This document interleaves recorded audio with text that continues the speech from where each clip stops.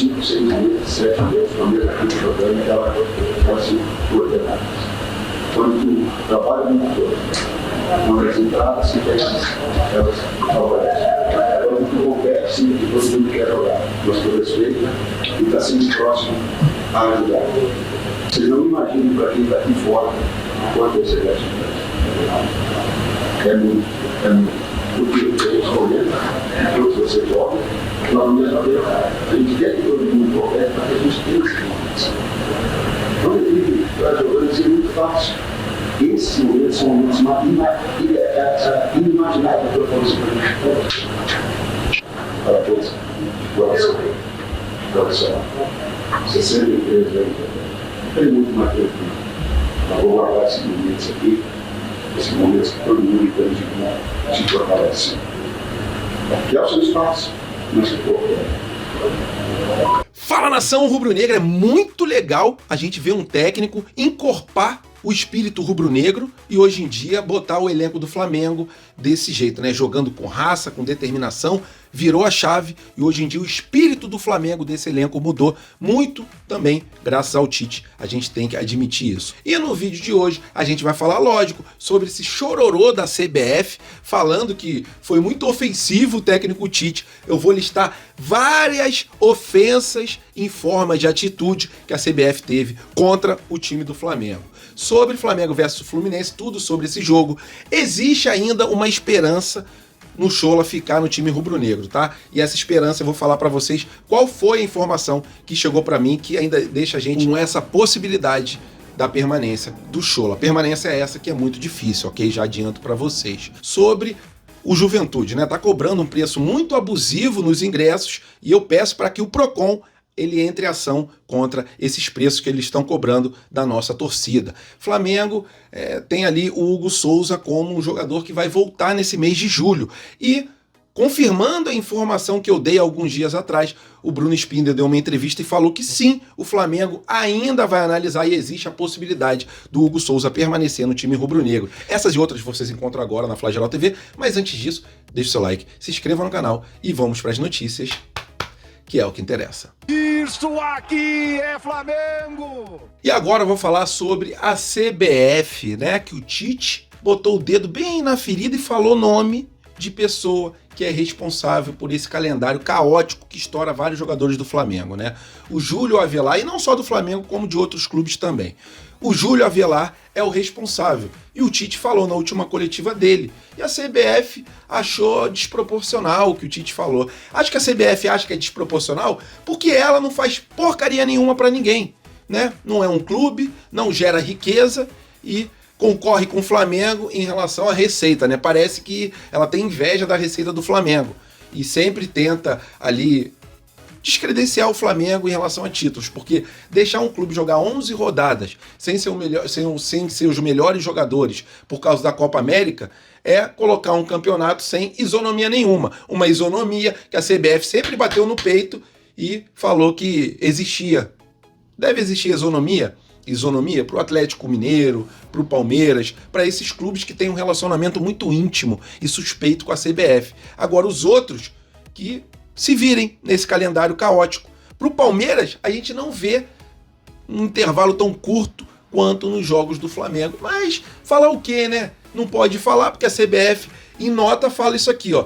No contexto, é de se lamentar a manifestação despropositada, agressiva e ofensiva do técnico Tite. A fala dele foi ofensiva, né? O que não foi ofensivo foi vocês colocarem a gente em 2020 para jogar com o elenco inteiro sub-20 contra um Palmeiras na casa deles.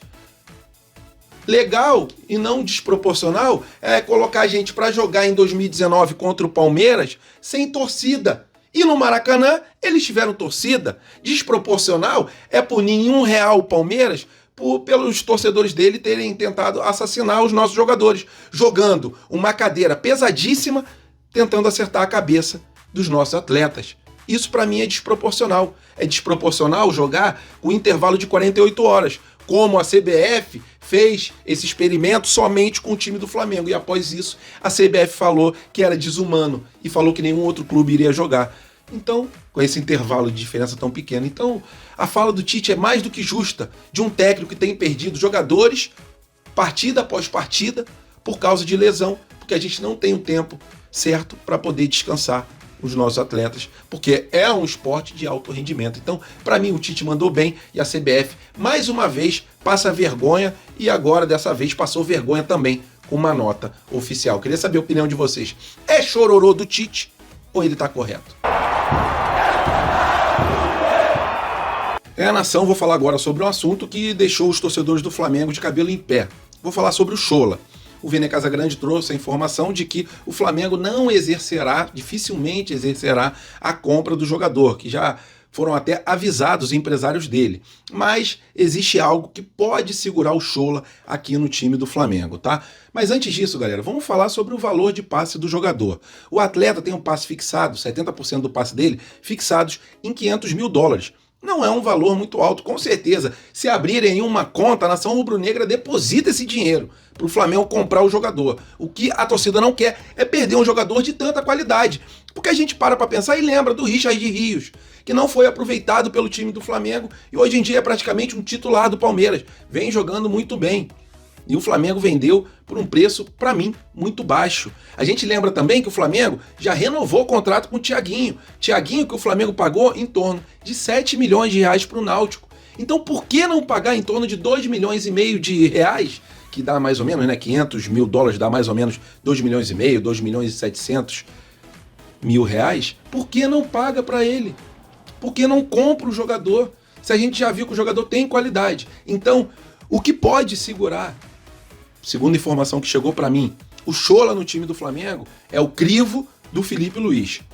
Se o Felipe Luiz bater o pé com a diretoria rubro-negra para contratar o jogador em definitivo e o Felipe Luiz vai avaliar o jogador, porque ele já vai assumir como técnico do Flamengo a partir de quarta-feira, então a esperança do Chola ficar vai ser a vontade do Felipe Luiz em conversar com a diretoria, em explicar a importância do atleta para que o Flamengo não perca ele, porque ele só tem contrato até o dia 31 de julho. E lembrando que dia 24 de agosto a gente vai jogar a final do Mundial de Clubes Sub-20. E o Chola pode ser fundamental, assim como ele foi fundamental também para a Libertadores da América. Então, a nossa esperança será o Felipe Luiz conversar com a diretoria e mostrar para a diretoria que vale a pena contratar ele em definitivo. Porque se deixar, os outros clubes vão levar esse jogador que tem muita qualidade. Então, a minha opinião é que o Flamengo deveria contratar ele em definitivo. Eu queria saber a opinião de vocês. E a nossa esperança agora fica nas mãos do Felipe Luiz, novo técnico do Sub-20.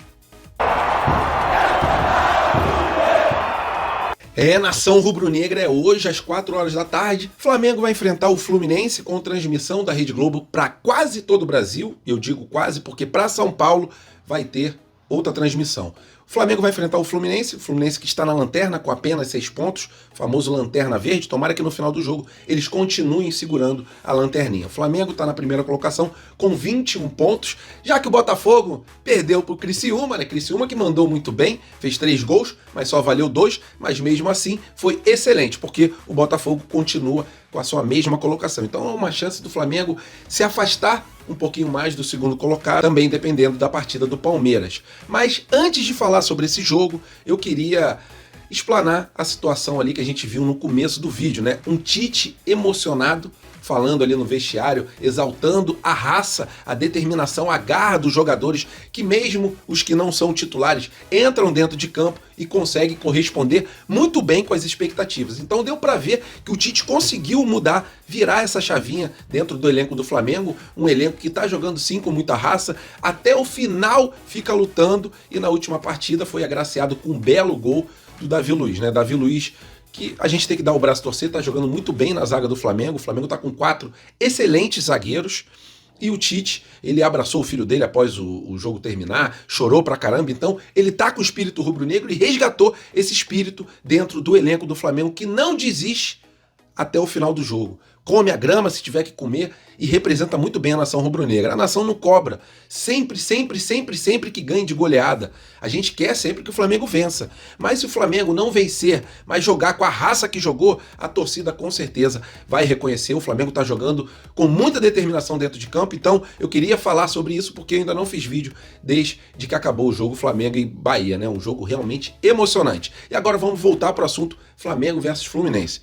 Cebolinha, infelizmente, ficou com um problema no quadril, então a gente não vai ter o Cebolinha, nem o Igor Jesus, por causa de desfalques, e os jogadores que estão nas suas seleções pela Copa América, a gente já sabe quais são. Do lado do Fluminense, o Diniz vai ter o reforço do Felipe Melo, do Guga, do Ganso, do Samuel Xavier e também do Marcelo. Então o Flamengo deve ir a campo com a seguinte escalação. No gol, o goleiro Rossi, lateral direito Wesley, o esquerdo Ayrton Lucas. Na zaga, o Davi Luiz ao lado do Fabrício Bruno. Na parte de volante existe uma dúvida, né? Será que vai entrar o Alan ou será que o Léo Ortiz continua como volante? Isso aí a gente só vai saber no começo do jogo.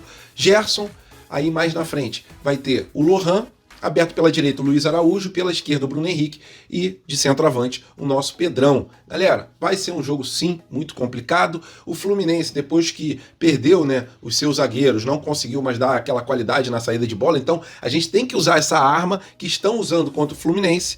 Também a gente tem que fazer igual, pressionar bastante a saída de bola deles, porque eles estão com muita dificuldade para sair jogando e o Diniz não abre mão desse estilo de jogo. Então, se a gente botar bastante gente para tentar roubar a bola na intermediária deles, acredito eu que a gente vai conseguir roubar alguma, sobrar ali e a gente conseguir marcar os nossos tentos durante o jogo. Para mim, esse jogo vai ser 2-0 o time do Flamengo, com um gol do Bruno Henrique e também um gol do Pedro. Se vocês quiserem deixar o palpite de vocês, coloca aqui embaixo do vídeo. Então é isso, galera. Vamos partir para cima do Fluminense, não deixar eles respirarem, jogar com muita raça, muita determinação, como a gente vem jogando, para que no final do apito do juiz a gente saia com mais 3 pontos e fique mais lá em cima na tabela de classificação como um líder que os outros vão tentar seguir, mas se Deus quiser, não vão conseguir alcançar.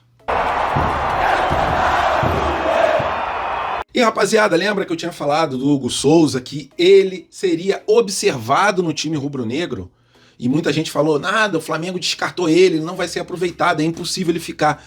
O Bruno Spindel deu uma entrevista e falou sobre a condição do Hugo Souza e confirmou o que a gente já tinha falado aqui há um tempo para vocês. O Flamengo vai observar o Hugo Souza, que mandou muito bem no Chaves, apesar do rebaixamento deles, mas é um jogador que agora já está com mais staff, está mais experiente, já está com mais rodagem, jogou na Europa, jogou contra grandes times lá de Portugal. E agora está de volta para o Flamengo. É um ativo do clube. E é um grande goleiro, galera. Pelo que a gente acompanhou, a gente que eu digo eu e meu pai, meu falecido pai. A gente acompanhou ele desde que ele tem uns 15, 16 anos. Ele sempre fechou o gol rubro-negro. Então, habilidade, capacidade, ele tem. Faltava cabeça. A princípio agora ele já está mais centrado. Já tem ali uma galera em volta para cuidar da carreira desse atleta. Então, o Bruno Spindel falou que o Flamengo vai observar ele. E dependendo, ele pode continuar sim no time rubro-negro, ele que tem contrato até o final de 2025. O Bruno Spindel falou, tem 6 clubes mais ou menos querendo informações sobre o jogador, ainda não chegou uma proposta oficial, mas galera, agora eu estou dizendo por mim, a gente sabe que o Santos e o Corinthians são 2 clubes que querem o jogador do Flamengo, querem o Hugo Souza. O Corinthians está numa situação péssima, né, porque praticamente mandou embora o Cássio, e acho que é Carlos Miguel, o goleiro deles, que estava substituindo o Cássio, já foi embora. Então, eles estão numa situação difícil, eles querem o Santos como primeiro goleiro, mas se eles não conseguirem o Santos, eles vão atrás, possivelmente, do Hugo Souza. E o time Santos também quer o goleiro do Flamengo, porque o titular deles, o João Paulo, está contundido por muito tempo, e eles enxergam no Hugo Souza um grande goleiro. Então, galera, ele vai ser observado pela comissão técnica do Flamengo, e o Tite já convocou ele para a seleção brasileira, quando ele era um atleta de base. Então, a gente sabe que na mão do Tite, os jogadores podem dar uma volta por cima, assim como foram o caso ali de outros jogadores no elenco rubro-negro. É isso, que o Hugo Souza, se ficar, mande muito bem, e eu queria saber a opinião de vocês. Tem esperança ainda de ver o Hugo Souza vestir o manto sagrado novamente? A opinião de vocês é muito importante, coloca ela aqui embaixo do vídeo. E rapaziada, o assunto agora é o valor do ingresso que o Juventude está cobrando da torcida do Flamengo. Torcida que vai ficar no setor H, em Caxias do Sul.